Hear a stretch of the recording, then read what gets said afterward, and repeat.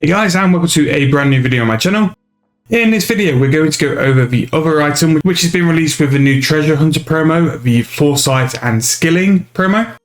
So we went over the spring cleaners and the artisanal gears. Now the other item was called the Slayer wildcard.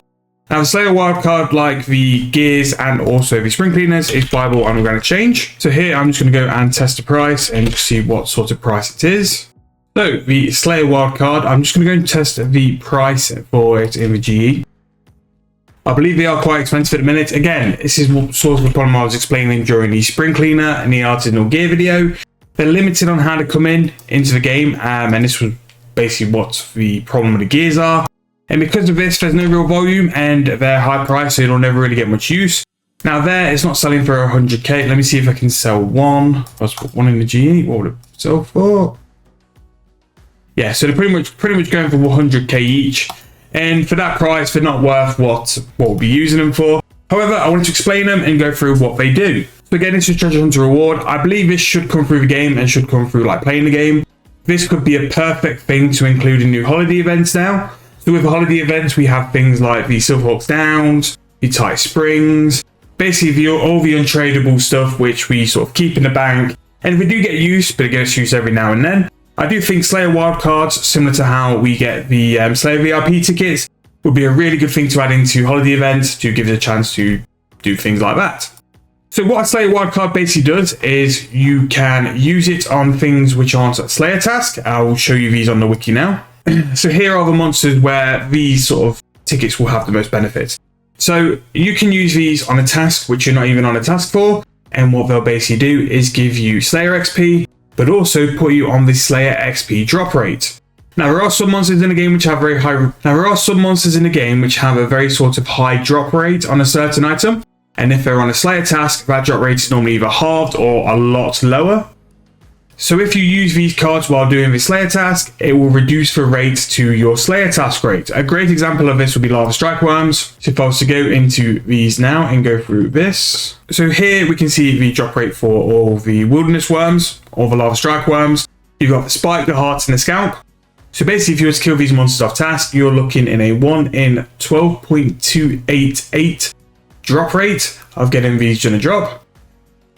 Now, if you were to do this on a task, it will then drop to a 1 in 6,168. So basically what the Wilderness card allows you to do.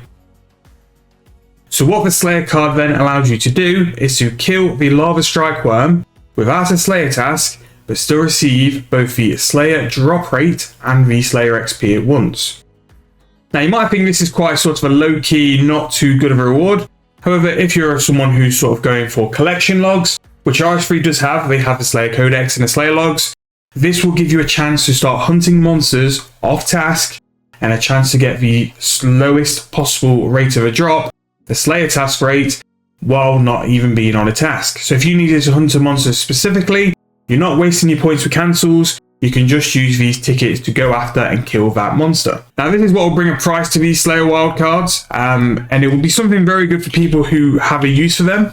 The Slayer Codex and the Ultimate Slayer title is something some people like to go after for some like end game content, and these cards basically help you massively to go and hunt certain things. So in terms of the collection log on RS3, we have the Slayer collection log, and as you can see here, this is basically all the drops which go through.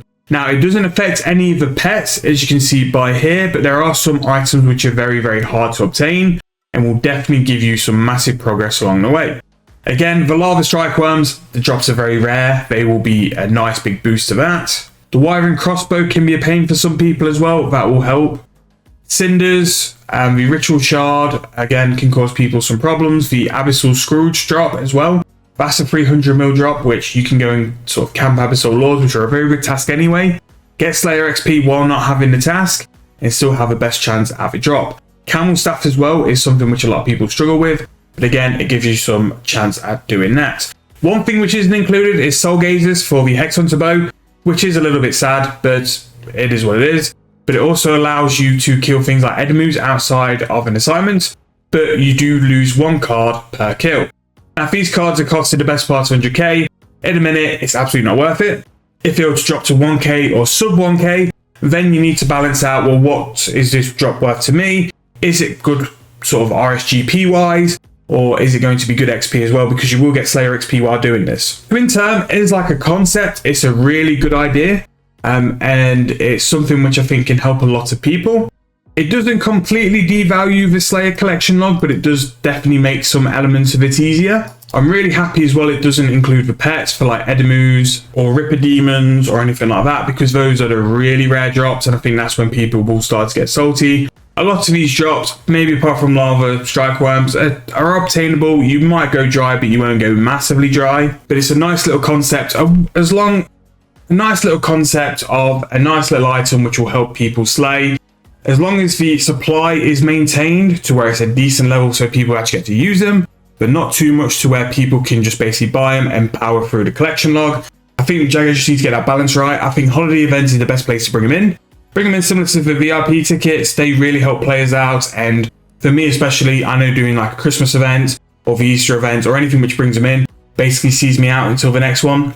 It's something where I don't need loads. But it is another item through Treasure Hunter along with the Spring Cleaners, which was actually quite useful and quite good. And it's not really something we want. We want all these kind of content to come through to actually play in the game. So what I suggested with the Spring Cleaners was a way of invention. Not quite sure how we could do this. Maybe it could be something where you can convert Slayer points at quite a high rate. Maybe you could do 30 Slayer points for 50 cards. And at least that way as well, it gives a value to Slayer points. Before you could trade Slayer points for things like runes, but runes have now gone to shit, so they're not actually worth doing. And people have loads of Slayer points with no real use for them, unless you want to sort of skip and power slay. But these wildcards could have a massive chance of bringing some profit to like Slayer points, and giving a reason to do Slayer points, and then also help people with that endgame content of hunting certain monster drops down, and helping with the collection log. But I hope you've enjoyed. Please let me know your thoughts about these items and how you would bring them into the game. I know I've basically just turned around and said invention for both, but I do think invention does need a little bit of a change. It does need to have some other ways of bringing items into the game. And it's such a broad skill. It's got cool ways of bringing like loads of stuff in. I think we just need to keep updating it throughout the game cycle just to make sure that it's still got some worth to it as well. But yeah, if you guys have enjoyed, please like, please subscribe. If you've got any sort of thoughts or ideas, put them down below. And I'll see you guys very soon in the next video.